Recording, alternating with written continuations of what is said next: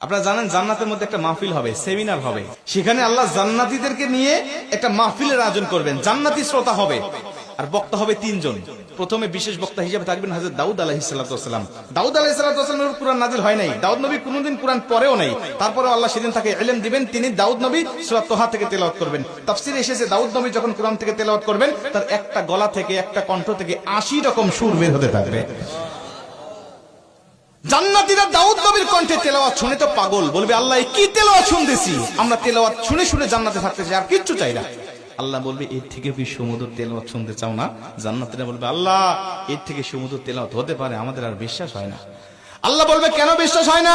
দাউদ নবীর উপরে কোরআন নাজিল হয় নাই, দাউদ নবী কোরআনের জন্য মার খায় নাই। যে নবীর উপরে কোরআন নাজিল করেছি, যে নবী কোরআনের জন্য মার খেয়েছে, দাঁত শহীদ করেছে, মাথার হেলমেট ভেঙেছে, উহুদের প্রান্তরে রক্তক্ষরণ করেছে, ওই নবীর কণ্ঠ থেকে কোরআনের তেলাওয়াত শোনো কেমন সুমধুর শোনা যায়। আমার নবী যখন সূরা ইয়াসিন থেকে তেলাওয়াত করবেন জান্নাতীরা তো পাগল হয়ে যাবে, বলবে আল্লাহ কোনো হুর চাই না, কোনো গিলমান চাই না, কোনো নাজ নিয়ামত, কোনো শরাব, কোনো ঝর্ণা, কোনো কিচ্ছু চাই না। আল্লাহ শুধু নবীর কণ্ঠে তেলাওয়াত শুনে জান্নাতে হাজার হাজার বছর আমরা কাটিয়ে দিতে চাই। আল্লাহ বলবে জান্নাতি এর থেকেও কি সুমধুর তেলাওয়াত তোমরা শুনতে চাও না? জান্নাতীরা বলবে আল্লাহ এর থেকে সুমধুর তেলাওয়াত হতে পারে, এটা আমাদের আর বিশ্বাসই হয় না। জান্নাতীরা কেন বিশ্বাস হবে না বলো?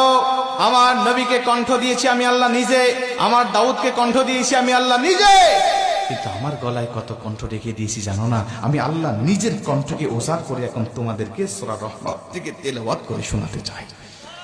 আমার আল্লাহ সেদিন টান দিবেন সূরা রহমান থেকে, আর রহমান বলবেন না, তিনি আনার রহমান বলে টান দিবেন। আমি রহমান, যে রহমানের কথা দুনিয়াতে তোমরা শুনেছো, যে রহমানের ভয়ে দুনিয়াতে পাপ থেকে বিরত ছিলে, যে রহমানের ভয়ে তাহাজ্জুদের ওয়াক্তে দাঁড়িয়ে চোখের পানি বিসর্জন দিয়ে নামাজ আদায় করেছো, যে রহমানের ভয়ে সারাটা দিন রোজা রেখেছো, যে রহমানের ভয়ে তোমরা সত্যের পক্ষে চলেছো, ওই রহমান আর কেউ নয়, আনার রহমান, আমি রহমান বলে আমার আল্লাহ সেদিন একটা টান দিবেন। আমার রবের টান শুনে জান্নাতীরা সেদিন হাজার হাজার বছর ধরে জান্নাতের মধ্যে বেহুশ অবস্থায়